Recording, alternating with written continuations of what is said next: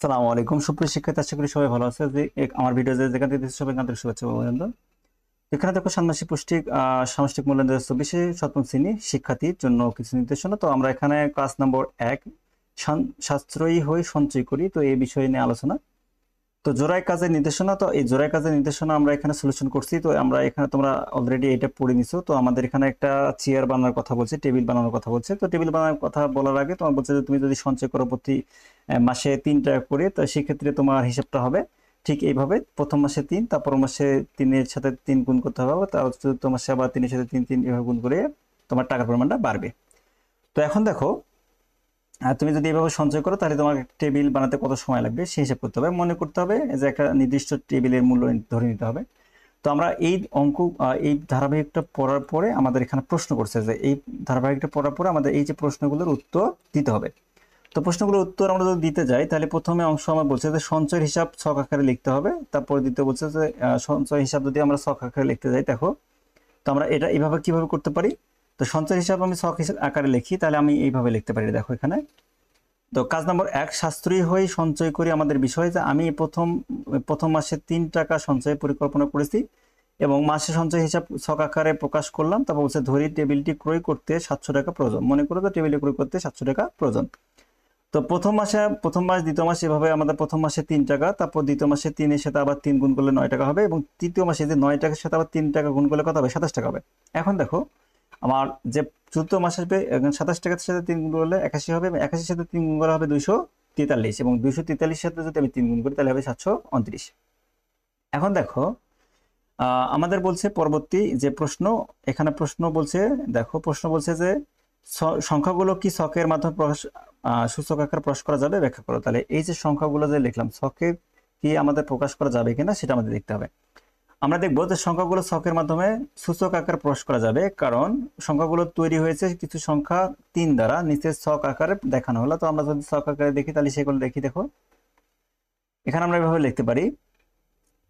মাস তো একদম ষষ্ঠ মাস পর্যন্ত আছে। তো এখানে প্রথমে সঞ্চয় মাস ছিল ৩, ৩-এর উপর যদি পাওয়ার করি তাহলে ৩-এর উপর স্কোয়ার, তারপর ৩-এর উপর স্কোয়ার শব্দ হতো ৩ 3 9, 3-এর উপর কিউব শব্দ হতো ২৭, এবং 3-এর উপর 4 শব্দ হতো ৮১, 3-এর উপর 5 শব্দ হতো ২৪৩, এবং 3-এর উপর 6 শব্দ হতো ৭২৯। তো এখানে আমাদের এইভাবে সূচক আকারে লেখা যাবে। এবং আমরা যদি ৩ নম্বর বিষয়টা বুঝি, তাহলে পঞ্চম মাসে তোমার সঞ্চয়ের পরিমাণ কত টাকা হবে, পঞ্চম মাসে আমার সঞ্চয়ের পরিমাণটা কত টাকা হবে সেটা যদি আমি হিসেব করি। দেখো পঞ্চম মাসে আমার সঞ্চয় কত টাকা দাঁড়াইছিল? ২৪৩ টাকা, তাই না? ২৪৩ টাকা। তাহলে আমি লিখতে পারি পঞ্চম মাসে আমার সঞ্চয় পরিমাণ হবে ২৪৩ টাকা। ওকে, তারপর আমাদের পরবর্তী যে প্রশ্ন বলছে সেই প্রশ্নটা একটু বলি।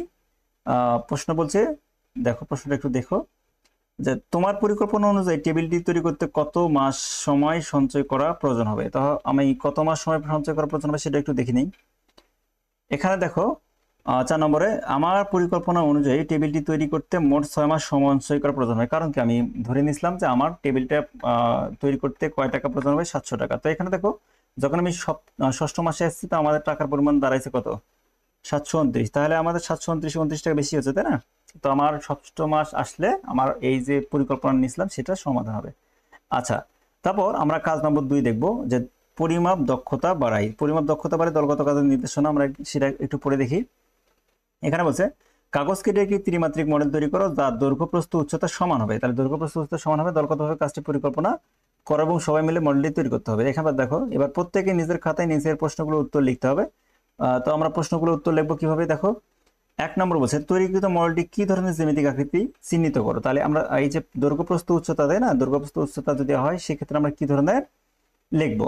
তো কাজ নম্বর ২, পরিমাপের দক্ষতা বাড়ে বিষয়। তো মডেলটি তৈরি করা হলো, মডেলটি কিভাবে তৈরি করবো? দেখো এই যে দৈর্ঘ্য প্রস্থ উচ্চতা সব সমান হতে হবে। দেখো এই যে এটার দৈর্ঘ্য যত, এটাও তত, তাই না? এটাও তত, এবং এটাও তত, এটাও তত, সবগুলো একই রকম। তাহলে আমরা লিখতে পারি ধরি মডেলের দৈর্ঘ্য ১০ সেন্টিমিটার, প্রস্থ ১০ সেন্টিমিটার, উচ্চতা 10 সেন্টিমিটার। তাহলে এটা সবগুলো 10 সেন্টিমিটার। ওকে, তারপর আমাদের পরবর্তী প্রশ্ন কি বলছে? দেখো পরবর্তী প্রশ্ন বলছে যে তৈরিকৃত মডেলটির আয়তন ও একটি তলের ক্ষেত্রফল নির্ণয় করো। তাহলে এখানে তৈরিকৃত মডেলটির আয়তন এবং তলের ক্ষেত্রফল আমাদের নির্ণয় করতে হবে। তাহলে আমরা কিভাবে নির্ণয় করতে পারি? দেখো যেহেতু মডেলটির দৈর্ঘ্য প্রস্থ উচ্চতা সমান, তাই এই মডেলটি একটি ঘনক, তাই না? আচ্ছা, আমরা মডেলটির আয়তন হিসেব করতে পারি। দেখো দৈর্ঘ্য প্রস্থ উচ্চতা যেহেতু ঘনক, সেহেতু আমরা লিখতে পারি দৈর্ঘ্য প্রস্থ উচ্চতা, দৈর্ঘ্য গুণ প্রস্থ গুণ উচ্চতা, তো ১০০০ ঘন সেন্টিমিটার। ওকে, এখন মডেলটি এক তলের ক্ষেত্রফল আমরা লিখতে পারি 10 × 10 বর্গ সেন্টিমিটার, অর্থাৎ 10 × 10 গুণ করলে কত হবে, 100 বর্গ সেন্টিমিটার হবে। আচ্ছা, আমরা পরবর্তী প্রশ্ন যদি দেখি, তাহলে পরবর্তী প্রশ্ন আমাদের 3 নম্বর বলছে যে তৈরিকৃত মডেলটি সম্পূর্ণ তলের ক্ষেত্রফল নির্ণয় করা সম্ভব কিনা, তোমার উত্তর সাপেক্ষে যুক্তি দাও। তাহলে এই যে আমাদের তৈরিকৃত যে মডেলটা আছে সেটা আমাদের তৈরি করতে সম্ভব কিনা সে সাপেক্ষে আমাদের যুক্তি দিতে হবে। এখানে দেখো আমরা লিখতে পারি যে তৈরিকৃত মডেলের সম্পূর্ণ তলের ক্ষেত্রফল নির্ণয় করা হল সম্ভব। তাহলে সম্ভব কি, মডেলের আকৃতি যেহেতু ঘনক আকৃতি, তাই সম্পূর্ণ তলের ক্ষেত্রফল হবে 6 × বাহু স্কোয়ার। তাহলে এখানে বাহু শব্দের অর্থ কত ছিল, 10 সেন্টিমিটার ধরে নিয়েছিলাম, তাই না? তাহলে 10 এর উপরে যদি স্কোয়ার করি তাহলে 100, 100 সাথে 6 গুণ করে 600, তাহলে আমাদের এখানে কত হবে, 600 হবে। ওকে, এখন আমাদের উত্তর হবে 600। এখন দেখো আমাদের 4 নম্বর কাজটা দেখো কি হবে। 4 নম্বরের কাজটা আমাদের বলছে যে কাজ নম্বর 1, সাশ্রয়ী হই সঞ্চয় করে উল্লেখিত টেবিলটি একটি পৃষ্ঠের ক্ষেত্রফল ও তৈরিকৃত মডেলটি একটি পৃষ্ঠের ক্ষেত্রফল অনুপাত কত হবে। তো আমাদের অনুপাতটা বের করতে হবে। চলো আমরা অনুপাতটা বের করে দেখি কিভাবে বের করা যায়। তো আমরা অনুপাতটা যদি আমরা এভাবে বের করি, এখানে বলছে সাশ্রয়ী হয়ে সঞ্চয় করি এবং উল্লেখিত একটি পৃষ্ঠের ক্ষেত্রফল নির্ণয় করা হলো। এখানে ধরি টেবিলের দৈর্ঘ্য 1 মিটার, প্রস্থ 0.5 মিটার, প্রস্থের ক্ষেত্রফল, এই যে দৈর্ঘ্য গুণ প্রস্থ লেখা যাবে, তাই না? দৈর্ঘ্য গুণ প্রস্থ হলে 0.5 সেন্টিমিটার, এটা বর্গমিটার লেখা যায়।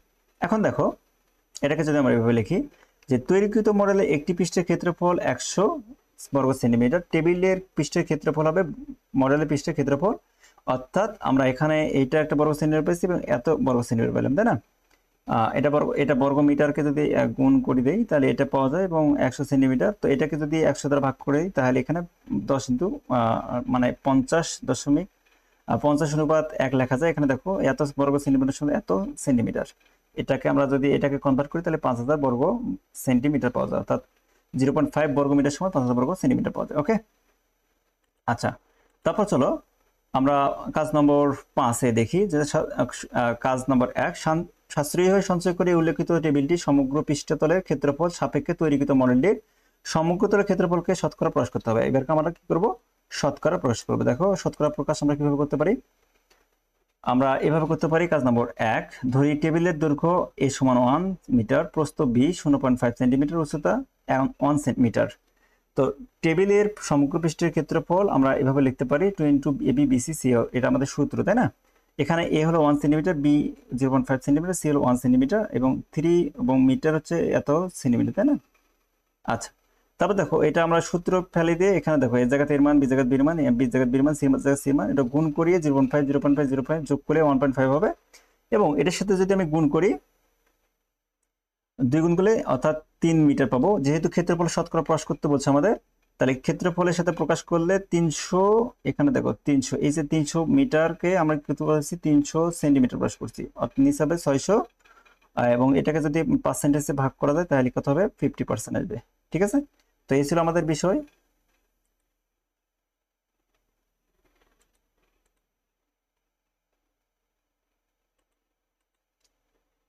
এই ছিল আমাদের বিষয়, পরবর্তী পার্টের জন্য অপেক্ষা করো, আসতেছি।